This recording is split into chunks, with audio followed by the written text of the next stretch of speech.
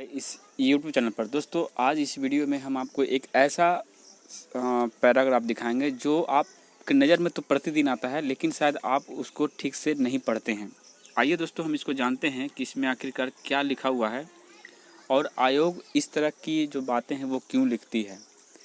तो आइए इसके ऊपर हम लोग चर्चा करते हैं। दोस्तों ये देखिए, पैराग्राफ नंबर 3 और पैराग्राफ नंबर 4 की बात करें अगर हम, तो पहले 3 की बात करें तो यहाँ लिखा हुआ है कि यह बिहार कर्मचारी चयन आयोग के कार्यालय की सरकारी वेबसाइट है।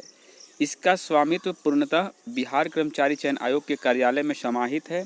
वेबसाइट पर आयोग के संबंध में बिना किसी स्पष्ट या अंतर्निहित आश्वासन के जो जैसा है के आधार पर सूचना दी गई है। इस वेबसाइट पर दी जाने वाली सूचना जानकारी या जो जानकारी के बिना किसी सूचना के बदली जा सकती है, यानी कि ये इनका जो है एक तरह से फ्रीडम है, स्वतंत्रता है कि ये जो भी सूचना देंगे उसको बदल सकते हैं, और ऐसा हुआ भी है। और अतः सभी परीक्षार्थी को सलाह दी जाती है कि किसी भी परीक्षा से संबंधित कोई अंतिम निर्णय लेने से पहले आयोग से इस संबंध में सम्यक जानकारी अवश्य प्राप्त कर लें। यानी कि नोटिस अगर कुछ आती है तो उसके ऊपर तुरंत आपको हावी नहीं हो जाना है, तुरंत आपको निर्णय नहीं लेना है। यानी निर्णय लेने से पहले एक बार आप उनके सदस्य से मिल लीजिए कि क्या ये सूचना सही है या फिर गलत है। ये हो गया दोस्तों। और सबसे खतरनाक बात तो पैराग्राफ नंबर 4 पर है, जो मैं आपको पढ़ के सुनाऊंगा, तब जाके आपको समझ में आएगी दोस्तों। चलिए आइए हम आपको सुनाते हैं। देखिए, जो चौथा नंबर पैराग्राफ, इसमें लिखा हुआ है कि यद्यपि नियमित अंतराल पर यथासंभव वेबसाइट पर सूचनाओं को संशोधित और संवर्धित किया जाता है, किंतु इसके संबंध में आयोग कोई जिम्मेवारी नहीं लेता।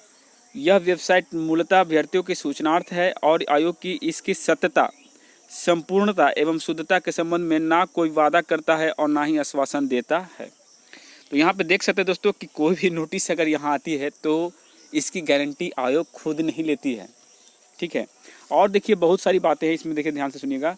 आयोग एतद द्वारा कोई एवं सभी दायित्वों से अपने को अलग घोषित करता है जो किसी व्यक्ति या संस्था को हुई क्षति या हानि से संबंधित हो और वेबसाइट पर दी गई सूचना पर आधारित हो। यानी कि वेबसाइट पर मान लीजिए किसी बच्चे को, किसी स्टूडेंट को फेल घोषित किया जाता है और वो कुछ गलत कदम उठा लेता है तो उसकी भी जिम्मेवारी जो है वो आयोग नहीं लेती है।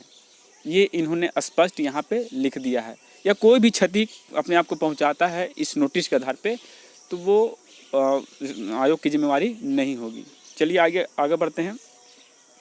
देखिए, और उसके बाद लिखा गया कि जो लिपिकीय त्रुटि या भूलवश अथवा अन्य किसी कारणवश हो गई हो, इस वेबसाइट पर दी गई किसी सामग्री की प्रतिलिपि तैयार करना, पुनः प्रस्तुत करना या प्रकाशित करना, कहीं प्रेषित करना या अन्य वेबसाइट पर आधारित करना प्रतिबंधित है। यानी कि इस वेबसाइट पर अगर कोई नोटिस आती है तो उसको ना ही आप YouTube चैनल पर दिखा सकते हैं, ना ही किसी न्यूज़पेपर में दिखा सकते हैं, या फिर उसके ऊपर जो उसकी जेरॉक्स कॉपी हो उसको भी आप इधर उधर वायरल नहीं कर सकते हैं अगर त्रुटि हो तो।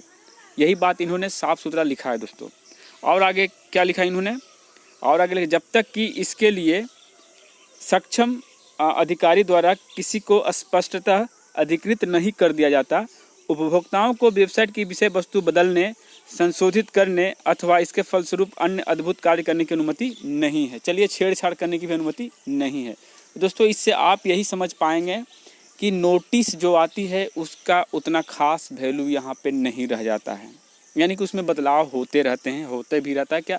देखिए, अब एक बात मैं आपको बताना चाहूँगा दोस्तों, जैसा कि आप सभी का जो नोटिस आया था बिहार एसएससी इंटर लेवल का फिजिकल का जो लिस्ट आया था, उसके बाद ये इन्होंने जून तक का वादा जो किया था कि जून तक पूरी प्रक्रिया कंप्लीट कर लेंगे, तो मानते हैं कि कोविड के चलते आपने ये प्रक्रिया अधूरी छोड़ी या फिर सही समय पर नहीं हुआ, तो उसका भी एक नोटिस तो कम से कम आना चाहिए था कि हाँ, इंटर लेवल वाले छात्रों आपको सूचित करते हैं कि कोविड-19 के चलते ये परीक्षा जो है स्थगित की जाती है, इसका पोस्टपोन किया जाता है अगले आदेश तक। ये भी छोटा सा नोटिस तो आना चाहिए था, लेकिन ये भी इंटर लेवल वालों छात्रों के लिए थोड़ा सा लिख नहीं पाए ये लोग, और अभी तक असमंजस में है कि भाई कैसे हम नोटिस दें टाइपिंग का और कब ले टाइपिंग। लेकिन छात्र तो अब उतने बेवकूफ़ नहीं रहे हैं भाई, क्योंकि यहाँ पे 18 साल वाले छात्र नहीं है, 28 साल वाले छात्र हो गए हैं।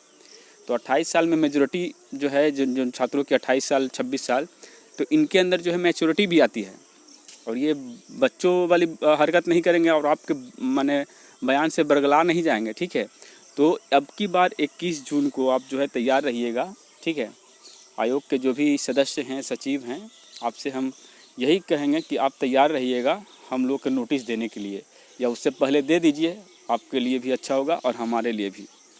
तो दोस्तों 21 जून फाइनल डिसीजन लिया गया है सभी यूट्यूबर भाई और जितने भी स्टूडेंट हैं उनके माध्यम से। मैंने तो उससे डेट बदलने की कोशिश की थी लेकिन ऐसा कुछ नहीं हुआ। तो आप सभी से अनुरोध है कि आप 21 जून को आइए और इस मांग में जो है प्रोटेस्ट नहीं कर सकते, इस मांग में सहयोग करिए। तो चलिए दोस्तों, फिर मिलेंगे नए वीडियो में नए अपडेट के साथ। तब तक के लिए जय हिंद, जय भारत।